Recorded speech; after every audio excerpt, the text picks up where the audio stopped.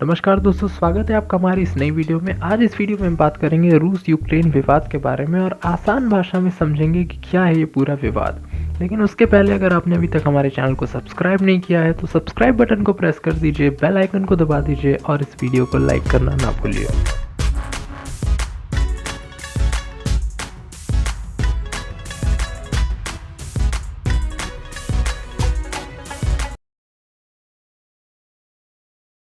तो आइए दोस्तों समझने की कोशिश करते हैं कि क्या कारण रहा कि जो यूक्रेन 1991 तक सोवियत संघ में रशिया के साथ था, आज वही रशिया यूक्रेन पर हमला कर रहा है। तो दोस्तों रूस और यूक्रेन के बीच में विवाद शुरू होता है सोवियत संघ के विघटन के बाद, यानी कि 1991 में सोवियत संघ के टूट जाने के बाद।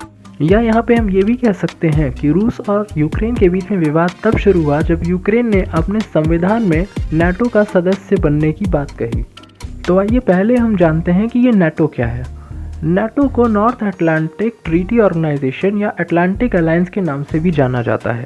नाटो एक प्रकार की पॉलिटिकल और मिलिट्री ऑर्गेनाइजेशन है जिसका लक्ष्य अपने मेंबर कंट्रीज की सुरक्षा और स्वतंत्रता को सुनिश्चित करना है।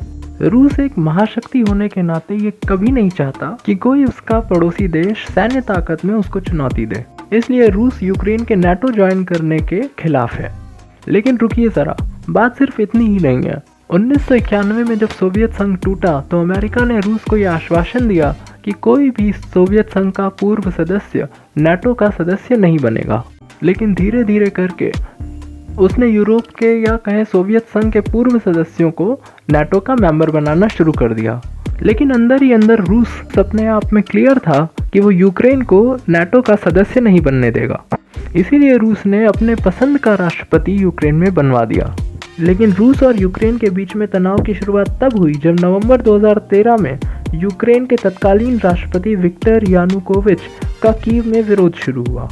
यानुकोविच को रूस का समर्थन हासिल था, जबकि प्रदर्शनकारियों को अमेरिका और ब्रिटेन का। बगावत के चलते फरवरी 2014 में यूक्रेन के तत्कालीन राष्ट्रपति विक्टर यानुकोविच को देश छोड़कर रूस में शरण लेनी पड़ी। यहीं से वर्तमान विवाद की भी शुरुआत हुई और पलटवार करते हुए रूस ने दक्षिणी यूक्रेन और क्रीमिया पर कब्जा कर लिया। बात यहीं नहीं रुकी, रूस ने यूक्रेन के अलगाववादियों का भी समर्थन कर दिया। तभी से यूक्रेन और अलगाववादियों के बीच में जंग जारी है। हाल ही में रूस के राष्ट्रपति व्लादिमीर पुतिन ने इन्हीं अलगाववादियों के कब्जे वाले इलाकों को 2 नए देशों की मान्यता दे दी और दोनेस्क और लुगांस्क नाम के 2 देश बना दिए और इनको स्वतंत्र घोषित कर दिया। लेकिन एक्सपर्ट्स की माने तो ये काम उन्होंने दुनिया का ध्यान भटकाने के लिए किया। दरअसल उनका असली लक्ष्य कीव पर कब्जा था। अगर रूस के राष्ट्रपति के हाल ही के एक स्टेटमेंट की माने तो उन्होंने उस स्टेटमेंट में कहा कि रशिया यूक्रेन पर कब्जा नहीं करना चाहता। तो दरअसल बात क्या है और ये जंग आखिर रुकेगी कैसे?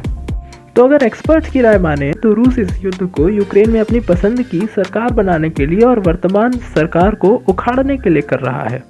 इसीलिए ये माना जा रहा है कि ये जंग तभी रुक सकती है जब या तो यूक्रेन सरेंडर कर दे। लेकिन यूक्रेन के वर्तमान राष्ट्रपति व्लादिमीर ज़ेलेंस्की ने लगातार सरेंडर करने की बात से इनकार किया है और उन्होंने कहा है वो अंतिम समय तक लड़ते रहेंगे। एक्सपर्ट्स के मुताबिक जंग तब भी रुक सकती है जब यूक्रेन रूस को यह आश्वासन दे दे कि वो नाटो का सदस्य नहीं बनेगा। लेकिन अगर ये दोनों चीज़ें नहीं होती हैं तो ये माना जा रहा है कि रशिया जब तक यूक्रेन में ट्रांसफ़र ऑफ पावर नहीं कर देगा या अपने पसंद की सरकार नहीं बना लेगा, तब तक ये जंग जारी रखेगा और दुनिया के बाकी देश भी इस पे खामोश हैं। जहां नाटो यूक्रेन के सदस्य ना होने का हवाला देकर रूस से सीधा पंगा मोल नहीं लेना चाहता, वहीं अमेरिका, ब्रिटेन समेत अन्य बड़े बड़े देश भी रूस पर सिर्फ प्रतिबंध लगाने का काम कर रहे हैं। तो इससे ये बात भी साफ हो जाती है कि दुनिया का कोई भी बड़ा देश इस समय रूस से सीधा पंगा मोल नहीं लेना चाह रहा और रूस जो करवाना चाह रहा है शायद उसको करने में वो सफल भी हो जाएगा। तो अगर आपको ये वीडियो पसंद आई हो तो इस वीडियो को लाइक करें, हमारे चैनल को सब्सक्राइब करें और बेल आइकन दबाना मत भूलें